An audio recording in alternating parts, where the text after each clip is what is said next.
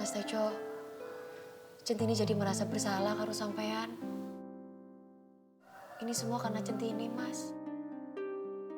Sampean dipindah kayak gini jadi satpam. Udah, kamu tenang aja, Tin. Aku nggak apa-apa kok. Ya emang sih, aku nggak bisa selalu di samping kamu, Tin. Tapi kamu ingat kan janji aku sama kamu? Gue akan bantuin lo, Tin. Sekuat tenaga gue. Biar lo bisa keluar dari masalah ini.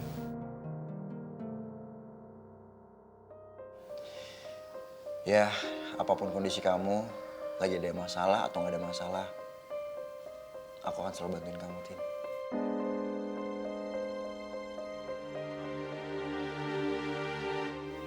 Sebenarnya aku berat banget ninggalin pantry ini, Tin.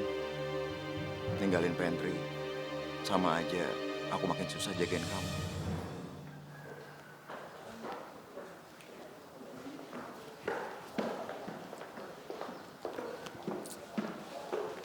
Minggir! Minggir! Bu, Centini mau tanya sama Ibu nggih, Bu. Kenapa Mas Tejo jadi dipindah jadi satpam toh, Bu? Masalahnya apa toh, Bu? Ya, itu urusan gue ya. Dan itu wewenang gue sebagai pimpinan di sini. Nggih, tapi itu kan ndak adil toh, Bu. Apalagi Mas Tejo kerjaannya bagus, Bu. Ya bagusan jadi satpam kemana-mana lah. Gak usah bikin minuman, gak usah bersih-bersih kantor. Emangnya siapa yang lebih pinter sih di sini? Hah? Emang lo bosnya? Nggih, bosnya nggih Bu Kinan. Tapi kan setahu Centini, seorang bos itu kan harus bisa mendengar suara orang bawah seperti saya dan Mas Tejo, Bu. Ya maaf nggih Bu, bukannya lancang. Tapi setidaknya kan Ibu jangan bangga ataupun merasa berkuasa karena merasa diri Bu adalah seorang bos. Tejo jadi satpam tuh karena lo. Lo harus introspeksi diri sendiri tau gak? Bukan malah protes bos. Heran gue gak di kontrakan, gak di kantor. Sama aja bikin masalah. Bukan Bu, di sini kan Centini lihat sepertinya Ibu tuh merasa benar. Tapi ndak mau mendengarkan suara seperti kita-kita ini. Mbok bijaksana sedikit toh Bu. Maaf Bu, berarti benar dong Centini ndak seuzon. Kalau sampean tuh benar-benar membenci Centini. Soalnya sampean itu sampai ngorak-ngarik ke kontrakan Centini. Terus Mas Tejo kan kasihan toh Bu, malah jadi imbasnya gara-gara kebenciannya sampean. Yang namanya keburukan tuh mau ditutupin kayak apa juga orang pasti tahu. Dan lo tuh kayak api tau gak? Semua yang ada di dekat lo tuh pasti kebakar. Kayak Tejo tuh. Jadi mendingan lo salahin diri lo sendiri. Jangan salahin gue lah. Emang lo lupa ya? Gue pernah bilang apa sama lo? Lihat ya, gue akan bikin lo berdua ngerasain sakit yang gue rasain. Ini balasan buat lo, Centini.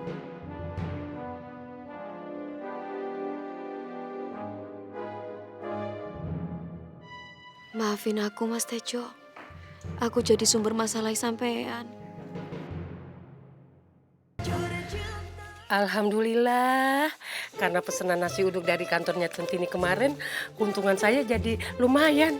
Coba kalau Centini tiap hari mesennya banyak, wah, duit saya bisa segunung.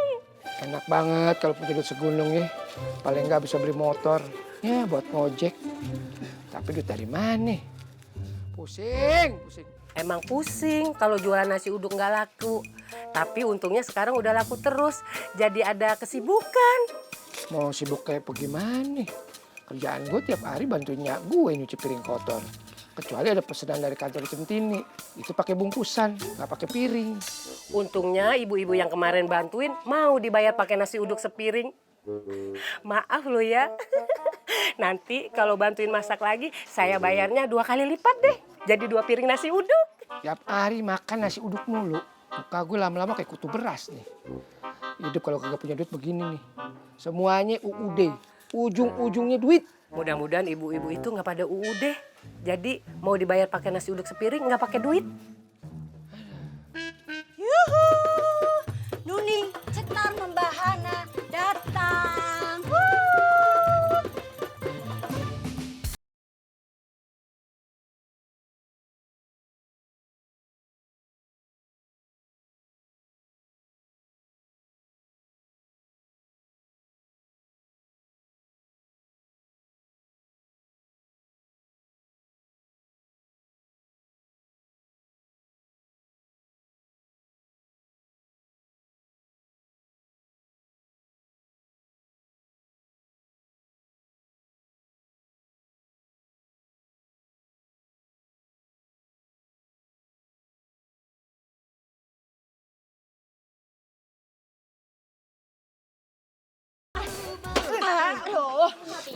Ih, kagak demen bener. Orang lagi nyanyi dangdut juga. Nuning jadi kesel.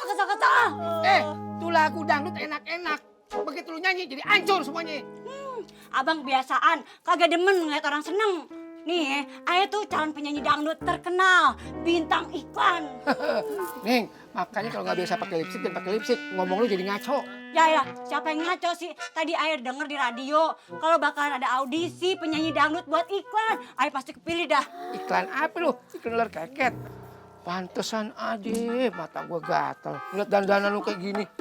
Kayak ondel-ondel lu tabrak lari begitu lagi. Ondel-ondel kayak tabrak lari. Emangnya Ayah diuber-uber polisi apa? Kagak nih mah. Cara Abang Pi mah rendah bener dah. Kagak tahu model apa. Ini tuh model masa kini, model sekarang. Keren pan. Ayah udah kayak artis profesional, artis terkenal tuh. Lihat gaya Ayah. Model dari mana? Dari Empang. Dari empang ya, pan lihat tuh.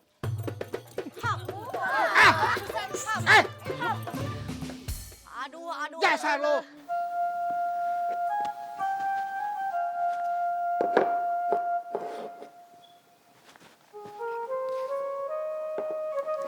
Centini. Bapak, kok Pak Gio ada di sini toh, Pak? Nah, iya tadi saya udah ngomong sama orang lobi. Saya bilang saya mau ketemu kamu. Dia bilang kamu ada di pantry. Wonten napa nggih, Pak? Bapak nyari Centini, Pak. Kamu ada waktu sebentar kan? Ada sesuatu yang perlu saya bicarain sama kamu. Nyun sewu nggih, Pak.